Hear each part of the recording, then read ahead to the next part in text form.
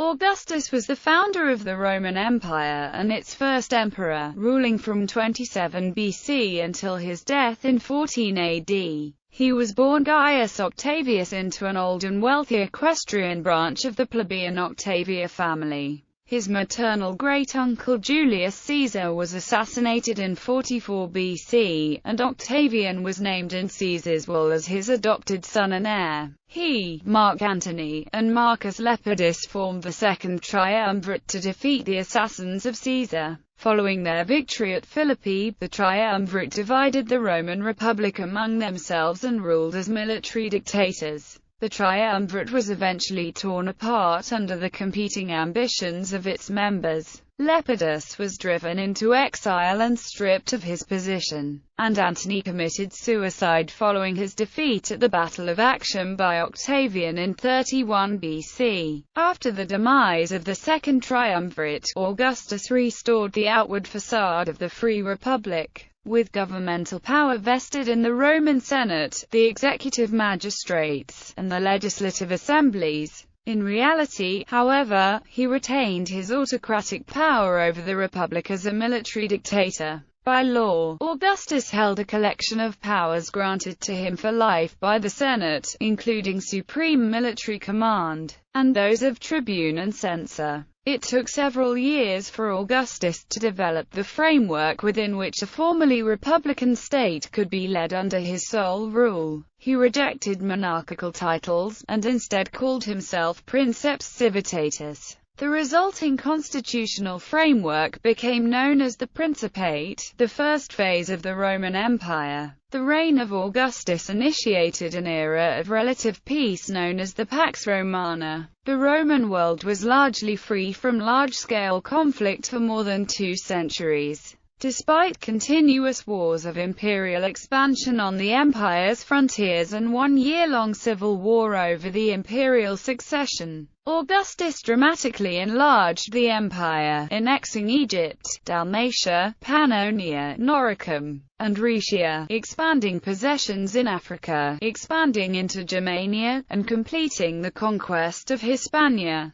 Beyond the frontiers, he secured the empire with a buffer region of client states and made peace with the Parthian Empire through diplomacy. He reformed the Roman system of taxation, developed networks of roads with an official courier system, established a standing army, established the Praetorian Guard, created official police and firefighting services for Rome, and rebuilt much of the city during his reign. Augustus died in 14 AD at the age of 75. He may have died from natural causes, although there were unconfirmed rumors that his wife Livia poisoned him. He was succeeded as emperor by his adopted son Tiberius. Name: Augustus was known by many names throughout his life. At birth, he was named Gaius Octavius after his biological father. Historians typically refer to him simply as Octavius between his birth in 63 until his adoption by Julius Caesar in 44 BC. Upon his adoption, he took Caesar's name and became Gaius Julius Caesar Octavianus in accordance with Roman adoption naming standards. He quickly dropped Octavianus from his name, and his contemporaries typically referred to him as Caesar. During this period, historians, however, refer to him as Octavian between 44 BC and 27 BC. In 42 BC, Octavian began the Temple of Divus Iulius or Temple of the Comet Star and added Divi Filius to his name in order to strengthen his political ties to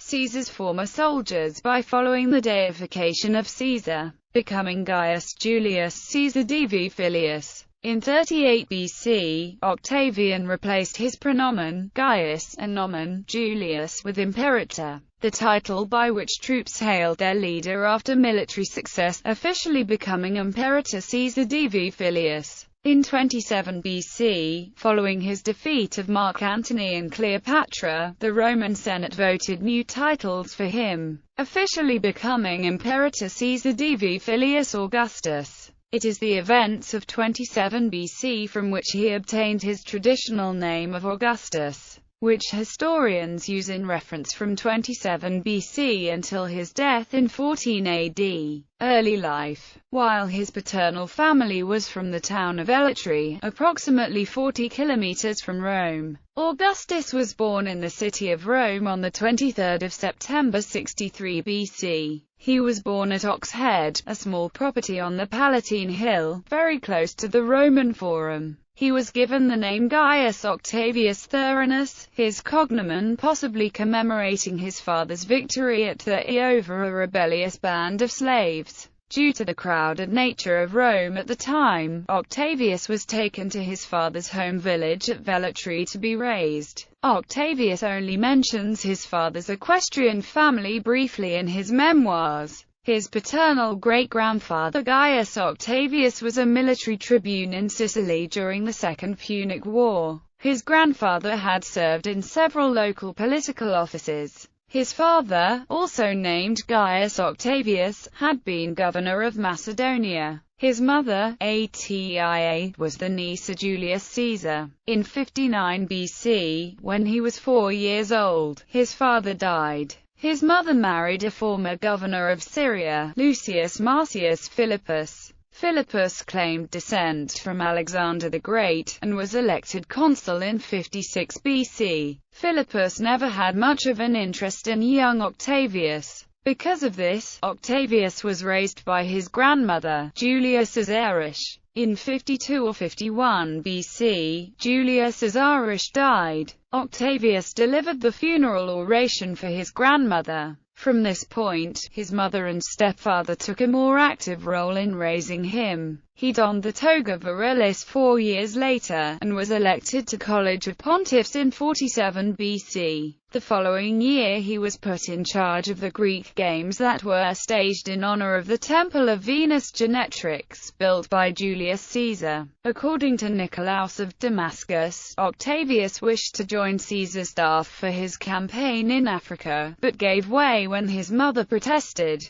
In 46 BC, she consented for him to join Caesar in Hispania, where he planned to fight the forces of Pompey, Caesar's late enemy. But Octavius fell ill and was unable to travel. When he had recovered, he sailed to the front, but was shipwrecked. After coming ashore with a handful of companions, he crossed hostile territory to Caesar's camp, which impressed his great-uncle considerably. Velleius Paterculus reports that after that time, Caesar allowed the young man to share his carriage. When back in Rome, Caesar deposited a newel with the Vestal Virgins, naming Octavius as the prime beneficiary.